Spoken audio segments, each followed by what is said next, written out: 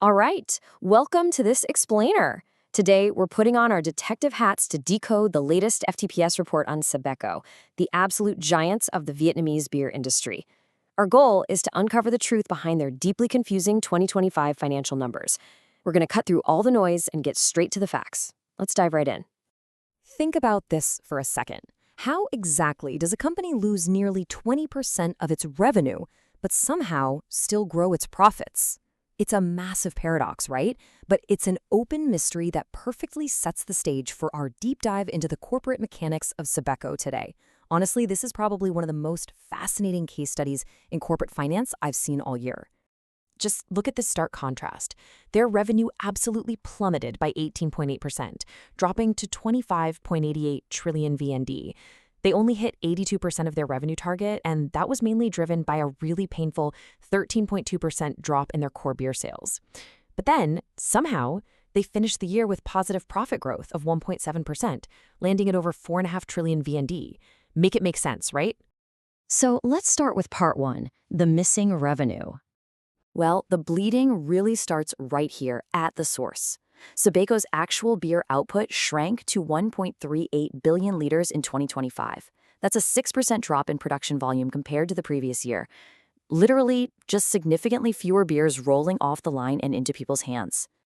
And this drop wasn't just some random fluke. It was a perfect storm of three major things. First off, you've got tightening regulations under Decree 70. This messed with invoicing, disrupted supply chains, and basically caused retail points to order less stock. Second, we had incredibly cautious consumers dealing with macroeconomic headwinds, which kept the overall industry growth at a mere 1.9%. And third, they were caught in just a brutal, unforgiving battle for market share. Which brings us to part two, the market share war. Now here's where we see a huge strategic divide. On one side, Sabeco decided to play it safe, tightening its belt, and actively cutting advertising and promotional spend by 1% per liter of beer. But on the other side, Heineken went on a massive offensive. They aggressively expanded with these huge music festivals across Vietnam, from Da Nang to Nha Trang, and launched a whole slew of new products like Heineken 0.0 and Heineken Silver in aluminum bottles to target entirely different consumer segments. And wow, the result of those differing strategies is pretty crystal clear.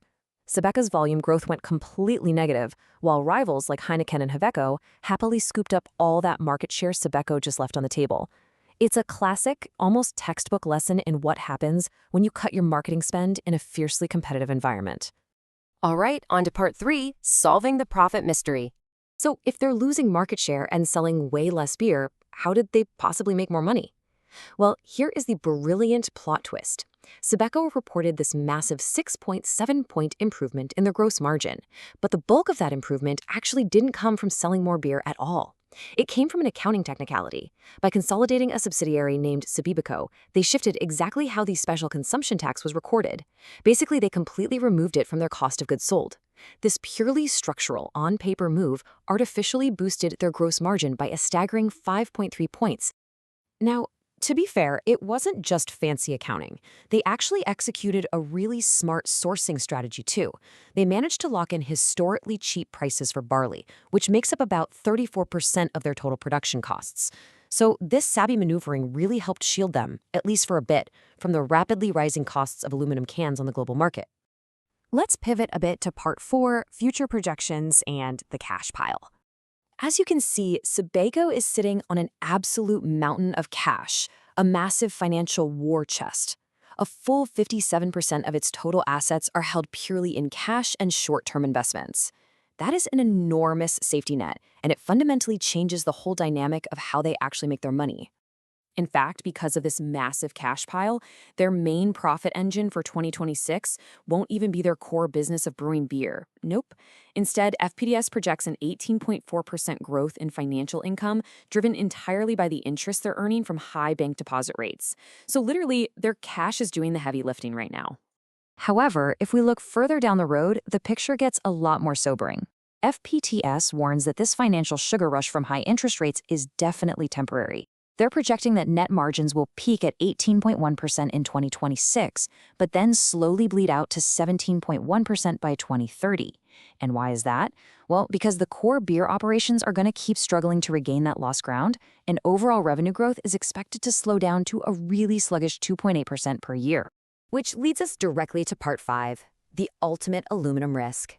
So there's also a massive external threat looming over their long-term profitability that every single investor needs to be watching. Sabeco is highly exposed to global geopolitical risks, specifically the ongoing tensions between the US and Iran. The concern detailed in the FPTS report is that these tensions could threaten shipping routes through the Strait of Hormuz. Now, why does that matter? Because that one critical choke point handles 8.3% of the entire world's aluminum supply. If that supply chain gets disrupted, we are looking at a worst-case scenario.